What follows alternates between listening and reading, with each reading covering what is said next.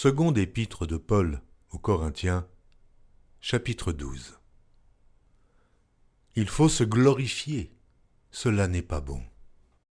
J'en viendrai néanmoins à des visions et à des révélations du Seigneur.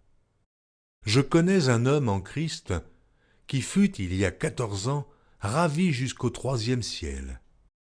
Si ce fut dans son corps, je ne sais. Si ce fut hors de son corps, je ne sais. Dieu le sait. Et je sais que cet homme, si ce fut dans son corps ou sans son corps, je ne sais, Dieu le sait, fut enlevé dans le paradis, et qu'il entendit des paroles ineffables, qu'il n'est pas permis à un homme d'exprimer.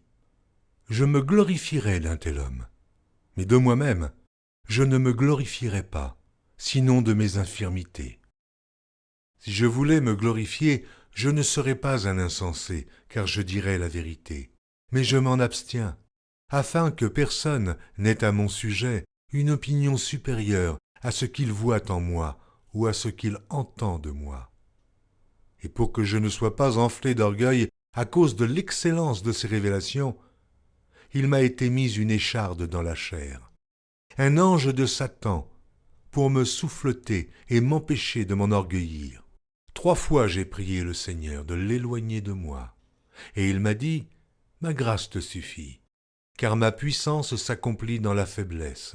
Je me glorifierai donc bien plus volontiers de mes faiblesses, afin que la puissance de Christ repose sur moi. C'est pourquoi je me plais dans les faiblesses, dans les outrages, dans les calamités, dans les persécutions, dans les détresses, pour Christ. Car quand je suis faible, c'est alors que je suis fort. J'ai été un insensé, vous m'y avez contraint. C'est par vous que je devais être recommandé, car je n'ai été inférieur en rien aux apôtres par excellence, quoique je ne sois rien. Les preuves de mon apostolat ont éclaté au milieu de vous par une patience à toute épreuve, par des signes, des prodiges et des miracles. En quoi avez-vous été traités moins favorablement que les autres églises? Sinon, en ce que je ne vous ai point été à charge. Pardonnez-moi ce tort. Voici pour la 3e fois, je suis prêt à aller chez vous. Et je ne vous serai point à charge, car ce ne sont pas vos biens que je cherche, c'est vous-même. Ce n'est pas, en effet, aux enfants à amasser pour leurs parents, mais aux parents pour leurs enfants.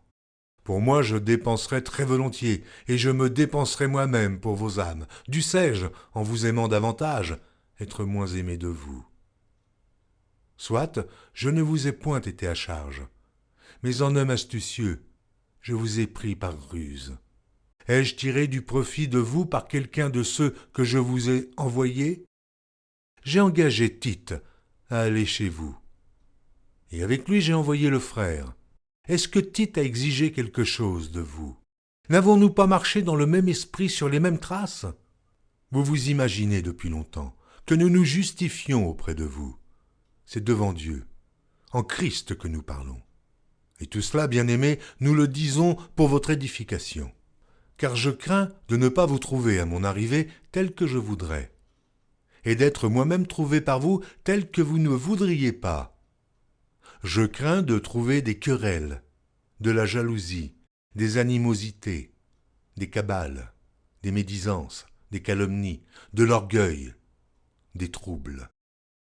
Je crains qu'à mon arrivée, mon Dieu ne m'humilie de nouveau à votre sujet, et que je n'aie à pleurer sur plusieurs de ceux qui ont prêché précédemment et qui ne se sont pas repentis de l'impureté, de l'impudicité et des dissolutions auxquelles ils se sont livrés.